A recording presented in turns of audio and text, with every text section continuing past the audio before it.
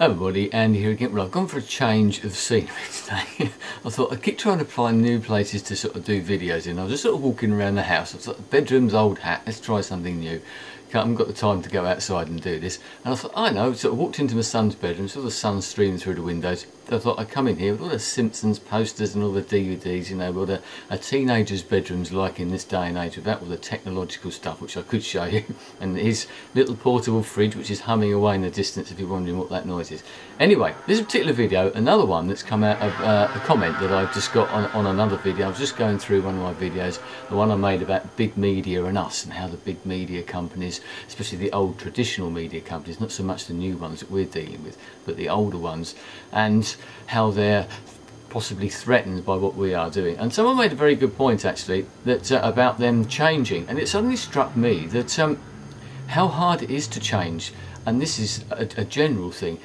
An individual can change themselves just by one person's thought, your own thought. If I want to change something about myself, whether it be my haircut, the way I dress, or anything like that, whatever I do, if I want to start exercising, dieting, changing what I do, not watching YouTube or making videos or whatever, only one person has to make that decision. That's me. Yes, I have to think about how that might impact on other people, whether it be your family, your life, your work, or whatever it might be.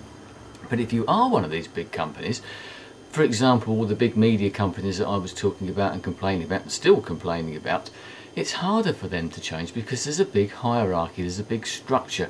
It sort of struck me reading the comment and starting to answer it. It's a bit like that old adage about the sort of the super tanker, the oil tanker going through the sea. If we're walking on the road, we can stop in an instant and change our direction. One of those big super tankers with all the oil on board, or whatever, any of these big container ships that you see, it takes them literally miles to slow down and change their course. They're big, slow animals. You can probably relate this to sort of animals in the animal kingdom, and the way that it's harder for certain things to change. Some of those smaller animals can change direction, etc. very, very quickly. We see it with a fish, don't we? Those big shoals, and woof, and they just changing just like that. Where you get a big lumbering whale or something, it takes a long time to react. So that was just a thought, and I work in an organisation, and you probably can think of organisations yourself where you're just a very small cog in a big wheel, and especially if you're down towards the bottom of that hierarchical chain, if that's the right word. And funny enough, I was talking about this type of thing yesterday. It's not easy to actually change the way things are. If you're people like us and you're working in an industry, wherever it might even be in an office, it doesn't matter what it is, a superstore or something like that, or even a bigger company especially, you're further down the rungs on the ladder, and it's harder for your ideas to get up there. You might have great ideas. Your company may well do like ideas schemes where they sort of reward people and they give you £50 or a voucher for this or that for a good idea, but it still stifles a lot of that. It's very hard for people to get genuinely good ideas up to the top, to the people that actually matter.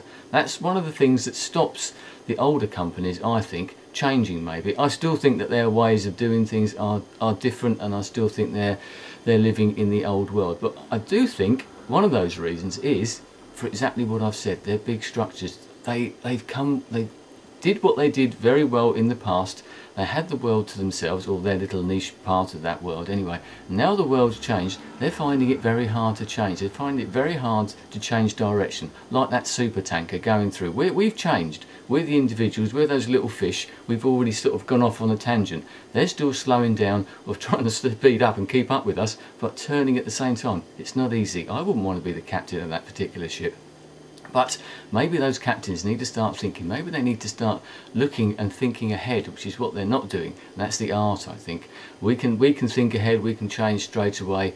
Those people in the bigger industries, maybe they are thinking ahead, but not as much as what we are. And they're resistant to change, because that process has to go through so many more levels before it actually gets to the captain, maybe. So that's lots of analogies in that, but this is just a thought, a sort of a continuation of that particular argument I was putting out there. I still think they're dragging their heels. I think they will catch up, but the way that things move nowadays, by the time they've caught up with where we are now, we've gone. We're off on another tangent. We've gone somewhere else, so they'll never actually catch us up. So other people have been making points about the new media and advertising and things like that. Now, I'd love to see sort of YouTube and Twitter, they're talking about ads, all of those sort of places, all of these news sites that are coming up to be ad-free. But let's be realistic about it.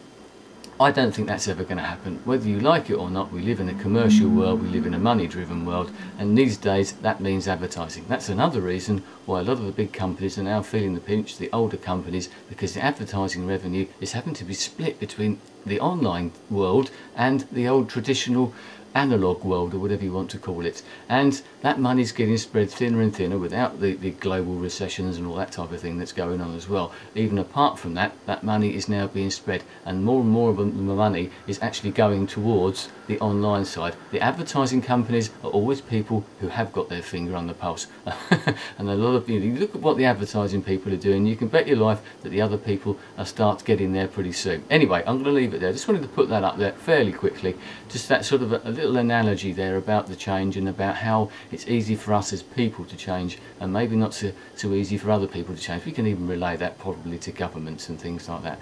We start off small, we maybe get together and get bigger, and the bigger the organisation becomes, it's harder to make a collective decision. But if it is a collective rather than a hierarchical society or company, then that sort of confuses it even more. Anyway, I'm going to leave it there. Thanks very much for the person who did actually give me that comment.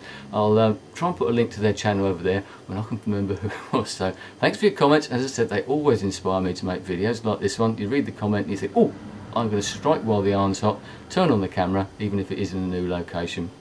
Go scouting for locations now, even in your own house, and turn on the camera and just see what comes out. Anyway, thanks for your time. I shall speak to you again soon. Goodbye.